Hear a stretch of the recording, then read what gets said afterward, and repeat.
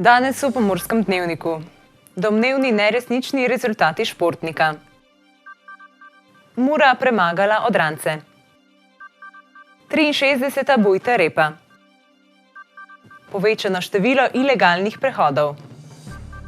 Vreme jutri bo pretežno jasno.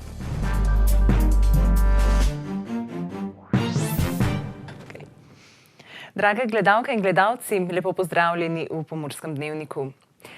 Na dan je prišla neverjetna zgodba Bena Misije, katerega izjemni uspehi na tekvando tekmovanjih naj ne bi bili resnični. Beno naj bi že 4. leto zapored osvojil naslov državnega prvaka ter drugič zapored naslov evropskega prvaka. A oglasila se je Tekvando zveza Slovenije, ki pravi, da Bena Misije ni med člani nobenega kluba v njihovi zvezi.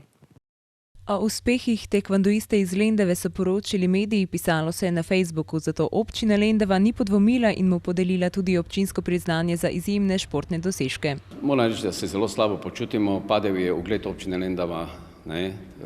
Ta dogodek ni dober, slabo luč meče tudi, bom rekel, na vse skupaj.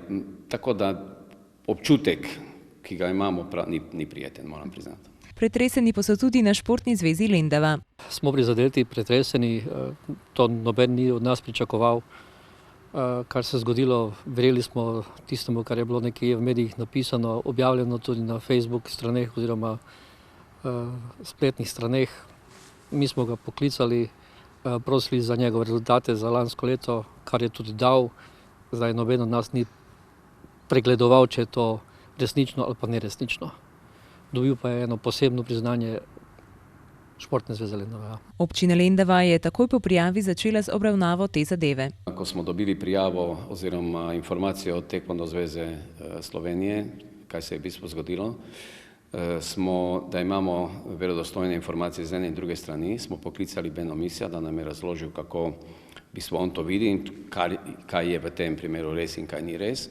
In na osnovi njegovih informacij, ki jih on podal, smo vse skupaj dali sedaj komisiji, bomo dali komisiji, ki je podelila tale priznanja, ta komisija za podeljevanje priznanja, in komisija bo odločila, kaj se bo potem zgodilo. Vseeno se pojavlja vprašanje, na osnovi česa se podeljuje priznanje in kako je mogoče, da so priznanje podelili nekomu, ki ni osvojil športnih rezultatov. Pa da dobi priznanje, mora biti nekdo, ki predlaga športnika, kulturnika, kogarkoli. Na osnovi tega predloga, moram povedati, ki pa mora ga tisti, ki želi biti, oziroma ki ga predlaga predlagatelj, mora podpisati soglasje, da se z vsemi podatki oziroma s kandidaturo tega strinja. Potem gre Roma to na komisijo za priznanja. Komisija pa potem odloči, ali bo dala priznanje kot častnega občana, ali kot plaketo, ali pa priznanje. O uspehih niso podvomili niti na Športni zvezi Lendava, saj jih je misija sproti obveščal o svojih rezultatih, za katere se je sedaj izkazalo, da niso resnični. Ja, res je, pred našo podelitvijo je poslal rezultate, kakor tudi 3 slike. Celo opravičil se je, da je zamujal kakšne 3 dni, ker je bil odsoten. To je tudi vse. Noben od nas ni to preverjal. Žal, zgodilo se je, kar se je zgodilo. Iz Športne zveze Lendava so ga že pozvali, da se opredeli do Tekvando zveze, ki vse to negira. Ja, upam, da se bo odzval našemu povabilu, da se odzove na to negiranje Tekvando zveze. Da lahko tudi mi izpeljamo določene postopke, ki so pred nami. Oglasil se je tudi Bena Misija, ki pravi, da se je udeleževal različnih tekvando turnirjev, za katere je mislil, da so uradni. Tako so mu namreč zatrjevali njegovi trenerji, ki naj bi jih v preteklih dneh tudi kazensko ovadil. Sam pravi, da je bil žrtev prebrisanih mednarodno organiziranih manipulantov. Policisti že preiskujejo sum storitve kaznivega dejanja. Mura je včeraj zmago zaključila svoje pripravljalno obdobje. Za Muro se Prva liga Telekom Slovenije nadaljuje v nedeljo, ko bodo ob 16. uri gostovali v Domžalah. Nogometaši Mure so včeraj odigrali še zadnjo pripravljalno tekmo. 6-1 so premagali Odrancę. Najbolj pomembno je, da smo se navadili na pogoje, najbolj pomembno je, da smo navadili na vreme, da smo odigrali 45 minut brez poškodb. Informacije so pa vsaki tekmi zelo dobrodošle, tako da tudi danes jih ni manjkalo. Misli so zdaj usmerjene k nadaljevanju prvenstva. Osredotočeni smo na prvi krog, pomeni igramo proti Domžalah v gosteh. Enostavno v vsakem pogledu se zavedamo, kaj nas čaka, se zavedamo, da nas čaka malo spremenjen nasprotnik glede na lansko leto in ustrezno temu se tudi pripravljamo. Z Domžalčani so se letos pomerili že 4-krat, vseeno pa določene spremembe obstajajo. Oni so malo spremenili ekipo, pomeni vrnil se je Ilić, vrnil se je oziroma prišel je Sikimić, nekako so sistem spremenili. Bomo videli, enostavno vemo, kaj so, kdo so tisti glavni akteri. Res je, da smo 4-krat igrali, da filozofija nogometnega kluba Domžale ostaja vedno ista, tako da tu ni spremembe, pa dejstvo, da so drugi igralci, kateri prinesejo nekaj drugačnosti. Tekma z Domžalami bo v nedeljo ob 16. uri. Približuje pa se 63. Bujta repa, ki jo prvo sredo v mesecu marcu organizira klub prekmurskih študentov. Tradicionalna prireditev bo tudi letos potekala v festivalni dvorani v Ljubljani, na njej pa ne bo manjkalo prekmurske kulinarike in nastopajočih. Natanko 2 tedna nas ločita do tradicionalne bujte repe, ki vsako leto znova Ljubljano spremeni v pravi prekmurski hram. Bujta repa bo torej potekala v sredo 4. marca v festivalni dvorani v Ljubljani, prireditev pa se bo začela ob 19. uri svečano večerjo, ki bo trajala do 22. ure. Med večerjo bo prekmursko vzdušje pričaral Andi Sobočan, po večerji pa bodo vse do pol 12. ure zabavali veški dečki. Seveda vas bo tudi leto zabaval Vlado Kreslin z malimi bogovi, za konec letošnje bujte repe pa bo z obiskovalci vse do zgodnjih jutranjih ur norela skupina Rock and Band. Člani kluba prekmurskih študentov si lahko svojo vstopnico zagotovijo za 5 evrov, cena nečlanske vstopnice pa znaša 8 evrov. Na dan dogodka bo cena vstopnice za vse enaka in sicer 10 evrov. Za tradicionalno večerjo je potrebno odšteti 7 evrov.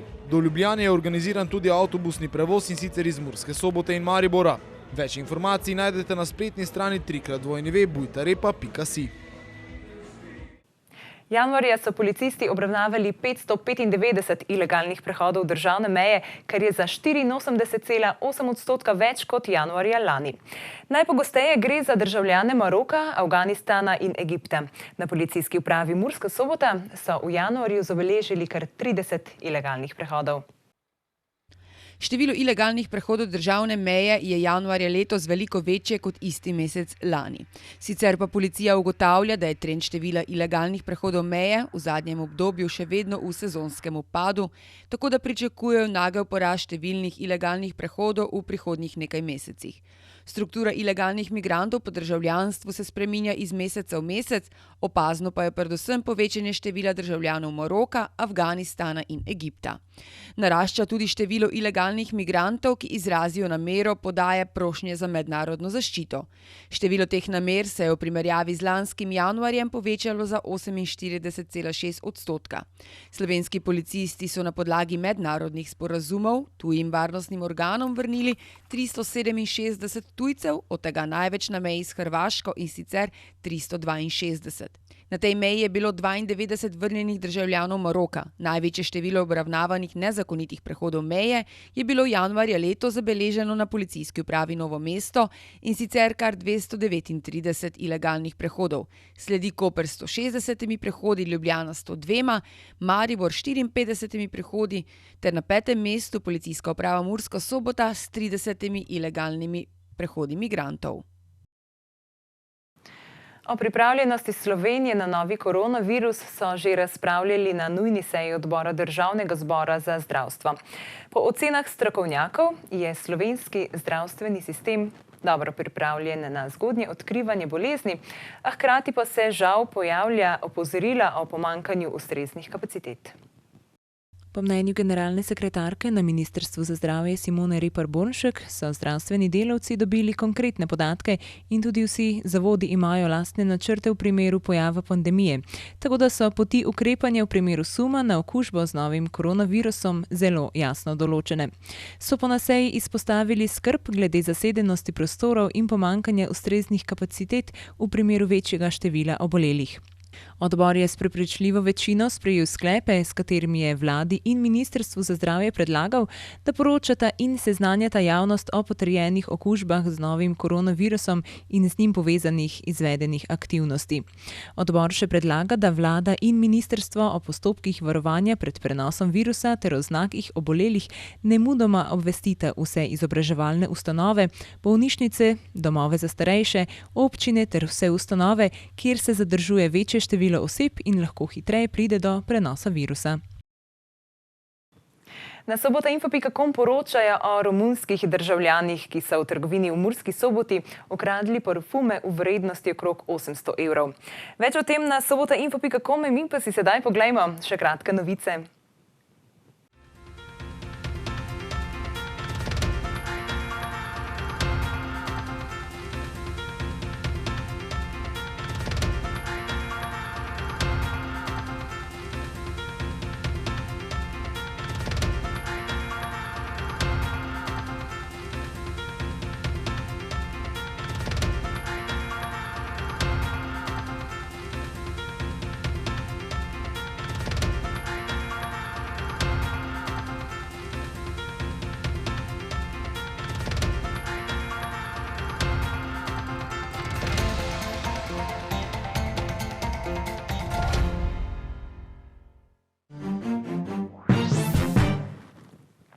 Jutri in v petek bo pretežno jasno, lahko bo sicer zapihal severni veter.